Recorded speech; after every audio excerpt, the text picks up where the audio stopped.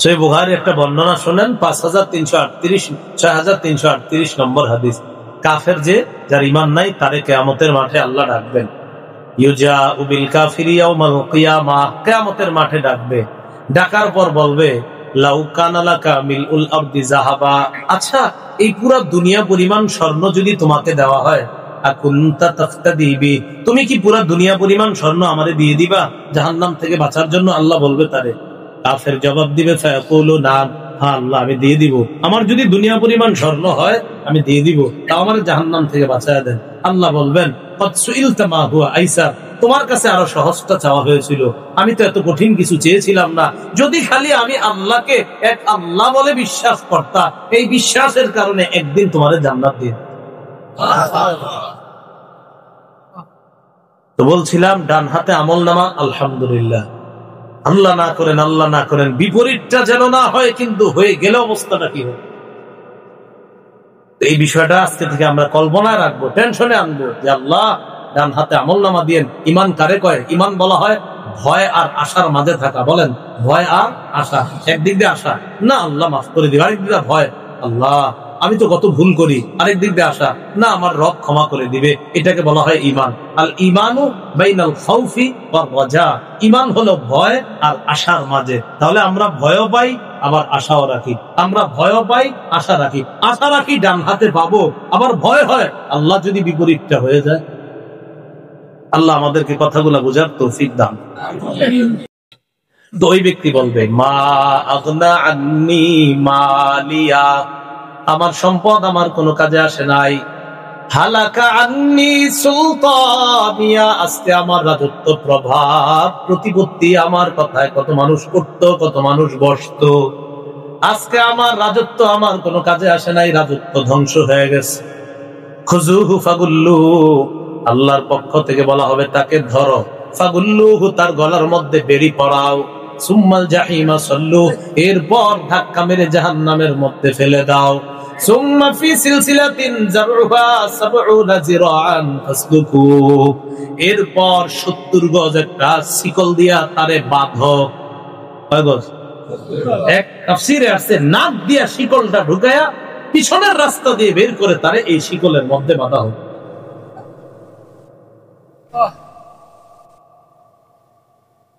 আল্লাহ বলেন, ইন্নাহু কানা লা ইউমিনু বিল্লাহিল আযীম, এই ব্যক্তি আল্লাহ যে মহান এটা বিশ্বাস করত না। নাউযুবিল্লাহ। আমাদের বিশ্বাস মহান কে? আল্লাহ। ওয়ালা ইয়াহুদ্দু আলা তাআমিল মিসকিন, দরিদ্রদেরকে খাওয়ানোর ব্যাপারে উৎসাহিত করত না। আল্লাহ বলেন, ফালাইসা লাহুল ইয়াউমা হাহুনা হামীম, আজকে তার কোনো বন্ধু নাই, দুনিয়াতে বন্ধুর অভাব ছিল না। ওয়ালা তাআমুন ইল্লা মিন গিসলিন, তাদের খাদ্য হলো গিসলিন নামক খাদ্য। বলেন সবাই কি গিসলিন? বলেন কি খাদ্য? প্রথমে আপনার বলবে খিদা লাগছে, ক্ষুধা আর ক্ষুধা। আল্লাহ বলে লাআকিলুনা মিন শাজারিম মিন যাকুম, ক্ষুধা লাগছে। ফেরেশতারা বলবে ক্ষুধা লাগছে, আর টিকতে পারতেছি না, একটু খাবার দাও। আল্লাহ এত খাবার চায়। আল্লাহ বলবে ঠিক আছে, যাক্কুম কাঁটাযুক্ত গাছের ওগুলা খাও। তো খাওয়াবে, খাওয়ানোর পর তখন আপনার গলার মধ্যে আটকাবে, কাঁটা তো আটকানোর পর বলবে পানি দাও। ফেরেশতারা বলবে ফেরেশতা পানি দাও, টিকতে পারতেছি না, এক তো আগুন জ্বলতেছে, আবার এটা খাইছে, আবার এটা আরেক যন্ত্রণা, তো বলবে পানি দাও।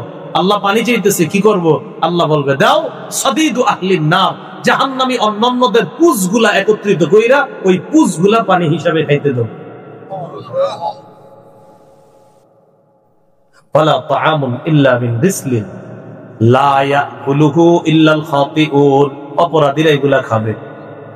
ফালা উকসিমু বিমা তুবসিরুন ওয়া মা লা তুবসিরুন, তোমরা যা দেখো আর যা দেখো না, আমি আল্লাহ এর শপথ করে বলছি। কি বলতেছে? তোমরা যা দেখো আর তোমরা যা দেখো না, এগুলার শপথ করে বলছি। এই যে দেখতেছি, আসমান দেখি, সব যা দেখি এগুলার শপথ। আর যা দেখি না, উপরে কি আছে আমরা জানি না, এগুলার শপথ করে আল্লাহ বলেন ইন্নাহু লাকাউলু রাসূলিন কারীম, এই কোরআন এটা সম্মানিত বার্তাবাহকের কথা। জিবরিল আমিন আমার কাছ থেকে নিয়ে আমার নবীকে এটা জানায় দেয়। এটা আমার নবীর বানানো কোনো বক্তব্য না, এটা আমি আল্লাহর বক্তব্য জিবরিল তার কাছে পৌঁছায়।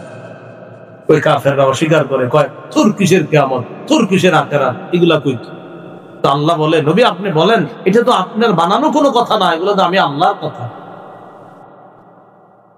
কাফেররা বলে মুহাম্মদ তুমি যা বলো এগুলা কবির কথা, কেউ কেউ বলে এগুলা গণকের কথা। কয় গণকরা এই জাতীয় কথা বলতো, ওই যে কিয়ামত হবে, ওইগুলা গণকের কথা। যেমন বর্তমান যুগে অনেকে বলে, কয় এই বিজ্ঞানের যুগে আইসা মৌলবীরা যে কি ওয়াজ করে, মানে আমরা বিজ্ঞান পারি না বুঝায়। ওই হাসর নসরের কথা কইলে যখন বলা হয় যে 11টা দুনিয়ার সমপরিমাণ জান্নাত, তো বিজ্ঞানের যুগে এগুলা খায়, এরকম বলে। আমরা মনে করেন আপনারা বিজ্ঞান বা মানলেন না অথবা মানলেন, মনে করেন আমরা তো বিশ্বাস করি হবে, কিন্তু আপনি যে বলছেন এটা হবে না, যদি হয় তখন ঘটনাটা কি হবে সেটা কোন। সেদিন কি হবে, সেদিন কি হবে জানেন? সবই কইব আল্লাহ আপনারই বিশ্বাস করি। আল্লাহ বলবে আলাম ইয়াতিকুম নাযীর, সতর্ককারী আসে নাই তোমার কাছে, বলে নাই আমি আল্লাহ আছি, তখন শোনো নাই? বলবে সামি'না ওয়া আসাইনা, আল্লাহ শুনেছিলাম আর অমান্য করেছিলাম। আল্লাহ জবাব দিয়ে দে ওয়া মা হুয়া বিকাউলি শাঈর কালিলাম মা তুমিনুন, এটা কোনো কবির কথা না। কালিলাম মা তুমিনুন, তোমরা খুব কমই বিশ্বাস করো, ঈমান আনো। ওয়ালা বিকাউলি কাহিন, এটা কোনো গণকের কথা না। কালিলাম মা তাযাক্কারুন, খুব কম তোমরা উপদেশ গ্রহণ করো। তাহলে এটা কবির কথা না, গণকের কথা না। তানজিলুম মির রাব্বিল আলামিন, বলেন আমার সাথে, বলেন বলেন কোরআন, বলেন কোরআন বিশ্ব জগতের রবের পক্ষ থেকে অবতীর্ণ কিতাব। তাহলে এটা কার পক্ষ থেকে অবতীর্ণ? বিশ্ব জগতের রবের পক্ষ।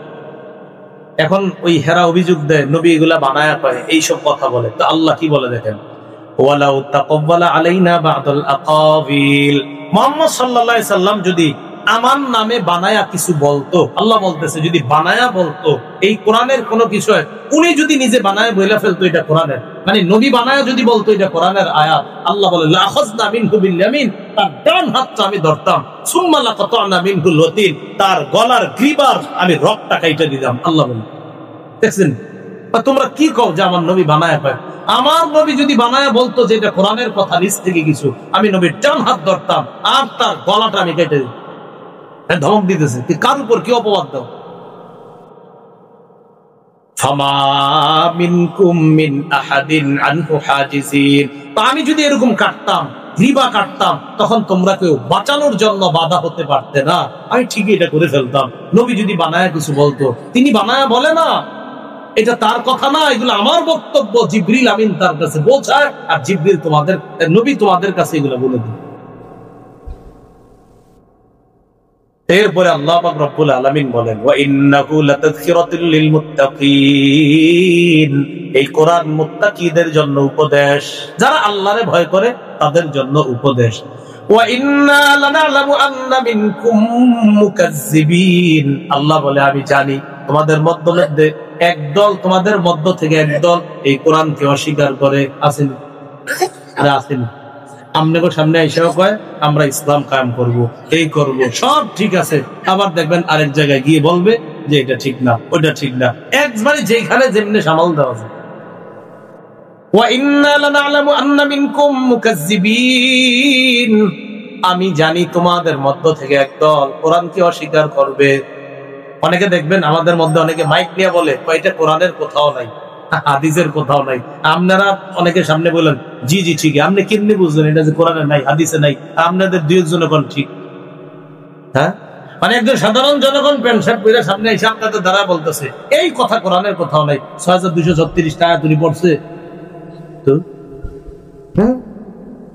6236 আয়াত উনি জানে না, আমি কেমনে কয় না? আমি না বলতে পারি আমি কোরআনের হাফেজ, আমি বলতে পারি কোথায় কি আছে না নাই, কথার কথা, আমি অহংকার না বলছি। আমি যদি দাবি করি কখনো সেটা ঠিক আছে, কারণ আমি তো পুরো কোরআন পড়ছি, এরপরে আমি জানি না পুরো কোরআন, আমি এরপরে পুরো কোরআনের জ্ঞান আমার নাই, কিছু শিখছি এগুলো আপনাদেরকে বলি, কিন্তু দাঁড়ায় বলে এটা কোরআনের কোথাও নাই, এটা হাদিসের কোথাও নাই। আপনি জানলেন কেমনি এটা যে নাই?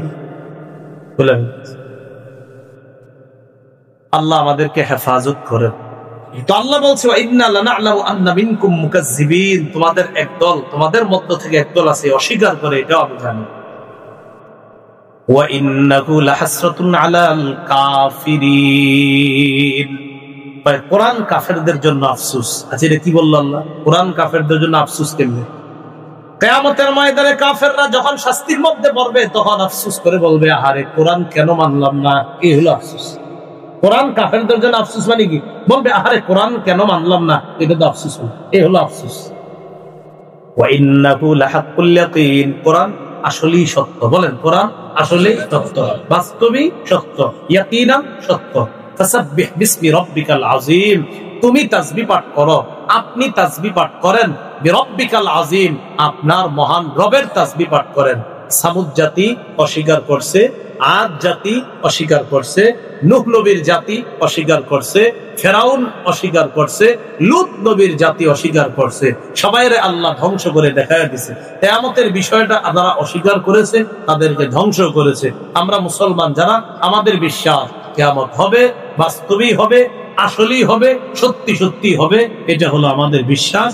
কিয়ামতের ময়দানে আমল নামা ডান হাতে হতে পারে, বাম হাতে হতে পারে। আমরা আশাবাদী আমাদের আমল নামাটা যেন ডান হাতে হয়। আমরা ভয়ে আছি বাম হাতে যেন না হয়, তো আশাবাদী যেন ডান হাতে হয়। আল্লাহ আমাদের সকলকে কিয়ামতের ময়দানে যেন আমরা ডান হাতে আমল নামা নিয়ে অন্যের কাছে খুশি প্রকাশ করে আমরা সবাই যেন জান্নাতি হতে পারি। আল্লাহ তৌফিক দান করেন।